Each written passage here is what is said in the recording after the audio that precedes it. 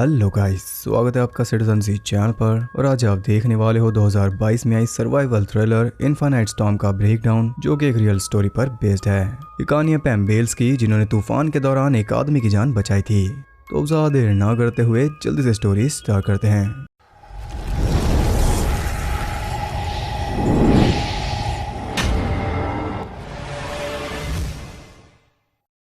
Movie के start में हम देखते हैं पैम बेल्स को, जो कि अकेले रहती है पूरी शांति से।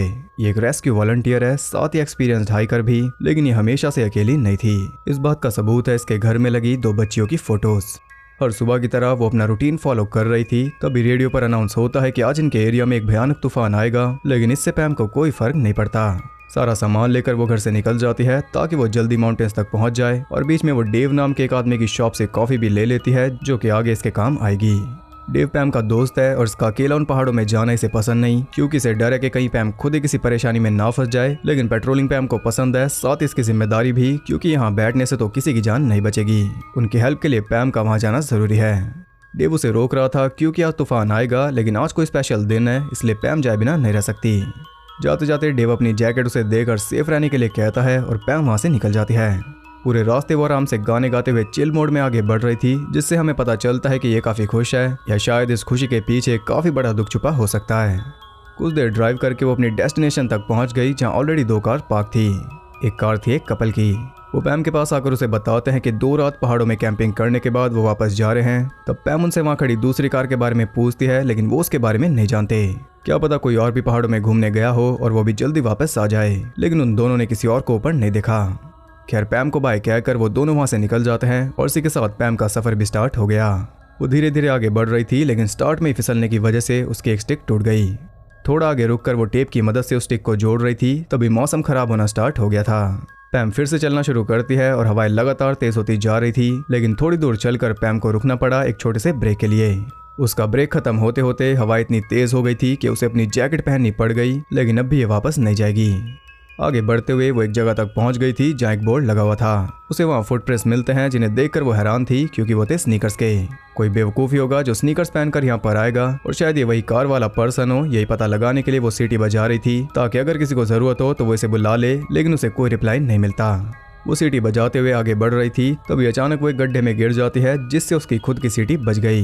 गड्ढा काफी गहरा था, इससे बाहर निकलना आसान नहीं होगा। फिर भी वो पूरा ट्राई करती है, और वो ऑलमोस्ट बाहर भी आ गई थी, लेकिन फिर से नीचे गिरकर बेहोश हो जाती है। कुछ देर बाद जब उसे होश आता है, तब तक उस गड्ढे में काफी बर्फ भर चुकी थी, और तूफान भी हद से ज्यादा तेज था। वो फिर एक बार बाहर आने का ट्राई करती है, लेकिन सफल नहीं होती। उसकी हिम्मत अब टूट रही थी। साथ ही उसे उन्हीं दोनों बच्चियों के फ्लैशबैक्स आ रहे थे, और यहाँ हम समझ पाते हैं कि वो इसी की बेटियां थी, जो कि अब इसके साथ नहीं है। खैर, यहाँ फिर से हिम्मत जमा करके वो एक और बार ट्राई करती है, और इस बार फाइनली वो बाहर आ गई। उसे प्यास लगी थी, लेकिन बॉटल में पानी नहीं था। अब ऐसे ही काम चलाना पड़ेगा। जाने से पहले वो उस गड्ढे को कवर कर देती है, ताकि और कोई अंदर ना गिर जाए। थोड़ा आगे चलने पर उसे कोई दिखाई देता है, जो कि आराम से पहाड़ पर बैठा हुआ था इस तूफान के बीच में। वो पास जाकर देखती है कि उसने शॉर्ट्स पहने हुए थे, जैसे कि वो पहाड़ पर नहीं बल्कि बीच पर आया हो, और हालत उसकी बहुत ज़्यादा खराब थी। वो एकदम सुन था। पैम उससे कई सवाल पूछती है, लेकिन एक का भी जवाब उसे नहीं मिलता। तब वो खुद उसका नाम रख देती है जॉन, और अब वो ही उसे बचाकर यहाँ से नीचे लेकर जाएगी। सबसे पहले वो उसके जूते उतारती है, और हम देख पाते हैं कि उसके पैरों पर फ्रॉस्ट बाइट हो चुकी। पैरों को थोड़ा गर्म करके वो उसे गर्म सॉक्स पहनाती है। साथ ही जो भी एक्स्ट्रा सामान वो लाई थी, सब कुछ उसने जॉन को पहना दिया, और इसके बाद वो दोनों आगे बढ़ गए। पैम उसे सही रास्ता दिखा रही थी, लेकिन जॉन उस रास्ते पर चलना नहीं चाहता। वो इधर उधर चल रहा था, और पैम बार बार उसे कंट्रोल कर रही थी। इस तरह तो ये नीचे पहुंच लिए। इतनी भयंकर ठंड ने उसका ब्रेन फ्रीज कर दिया है, जिस वजह से वो पूरी तरह होश में नहीं है, और पता नहीं उसके दिमाग में ऐसा क्या चल रहा है जो वो नीचे जाना नहीं चाहता। इसी तरह 2 बज गए, लेकिन वो अब भी ज्यादा आगे नहीं पहुंचे। तभी पैम नोटिस करती है कि जॉन उसके पीछे नहीं था। वो भाग कर आता है और सीधा कूद जाता है खाई में, लेकिन किस्मत से वो बस देखने में ही खाई थी। कूदकर उसने अपने पैर को और ज्यादा नुकसान पहुंचा लिया।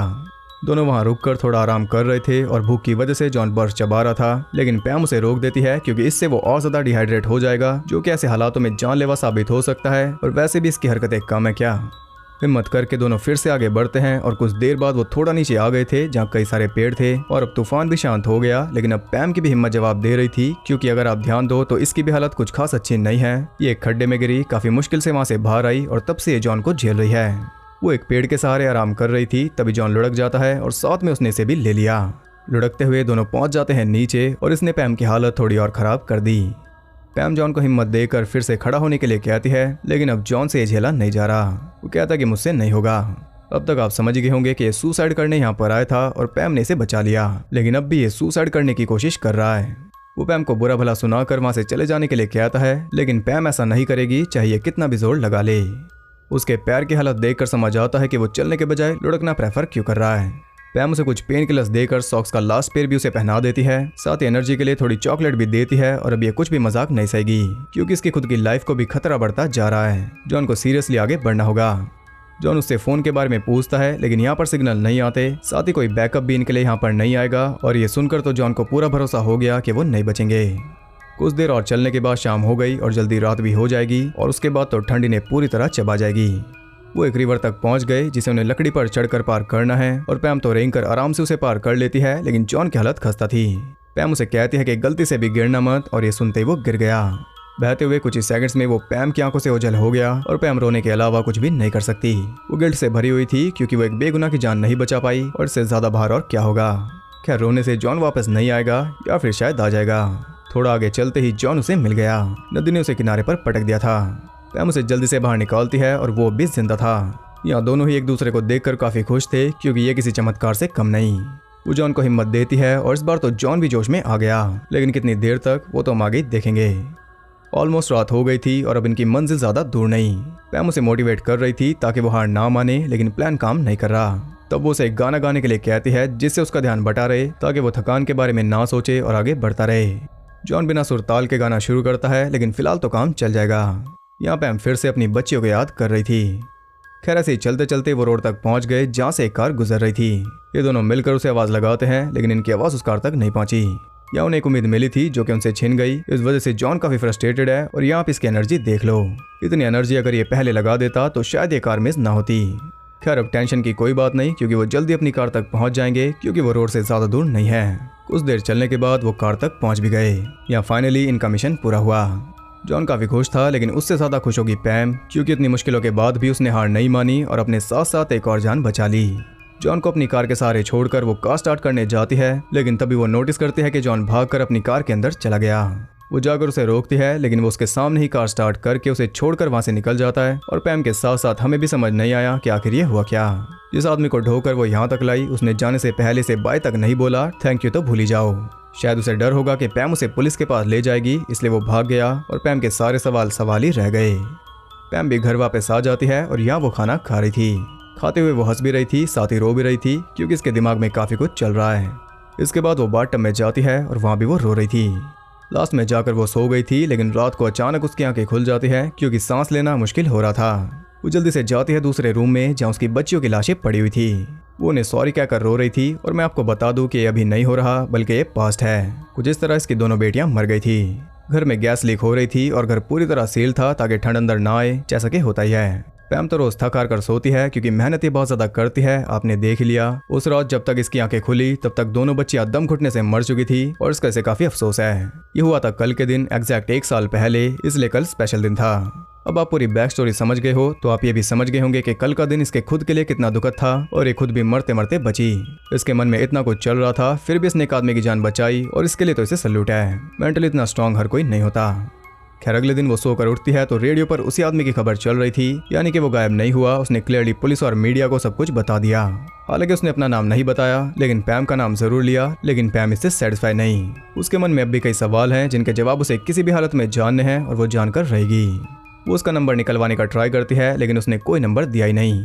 अगले दिन एक रिपोर्टर पैम के घर पर आता है, क्योंकि वो एक हीरो बन चुकी है, लेकिन पैम इस समय इंटरेस्टेड नहीं। वो बहुत ज्यादा डेस्परेट था, इसलिए पैम ने उसे अंदर ले लिया। कॉफी पीते पीते रिपोर्टर पैम से 2-4 सवाल पूछकर वहां से चला गया, और उसने प्रॉमिस किया है कि वो जॉन को ढूंढ लेगा। हालांकि अब पैम को उसे ढूंढने की जरूरत नहीं पड़ेगी, क्योंकि अगले दिन काम पर जाते वक्त वो उसी कॉफी शॉप पर रुकती है तो जॉन वहाँ ऑलरेडी मौजूद था। वो आया था पैम को सभी कपड़े वापस करने जो पैम को नहीं चाहिए। उसे चाहिए उसके जवाब, जो कि जॉन ने खुद ही देना स्टार्ट कर दिया। ठीक 1 साल पहले उसकी कोई खास इन्हीं पहाड़ों में आकर गुम हो गई थी, यानी कि इसके लिए भी वो दिन स्पेशल था, इसलिए उसे ढूंढने वहां पर गया था। लेकिन ऑफ कोर्स वो इसे नहीं मिली, और ये इसे पता भी था। तभी आंखें बंद करके वहीं पर बैठ गया था ताकि वो आकर इसे ले जाए, लेकिन वहां पर आ गई पैम, यानी कि इसका जीवनदान, जिसके लिए वो थैंकफुल है, क्योंकि लाइफ बहुत कीमती है, इसे ऐसे ही नहीं खो सकते। अब पैम भी अपनी स्टोरी शेयर करती है कि कैसे कुछ साल पहले उसके घर में गैस लीक हुई थी, जिस वजह से इसकी दोनों बेटियां मर गई थी और ये बच गई थी क्योंकि इसके रूम की विंडो क्रैक थी। इसकी बेटियां 5 और 6 साल की थी और उनके जाने के बाद ये भी मरना चाहती थी, लेकिन मरने के बजाय इसने लाइफ ढूंढी दूसरों को बचाने में। हिम्मत दिखाते हुए सच से भागने के बजाय इसने उसे एक्सेप्ट किया, जो कि हमें भी करना चाहिए।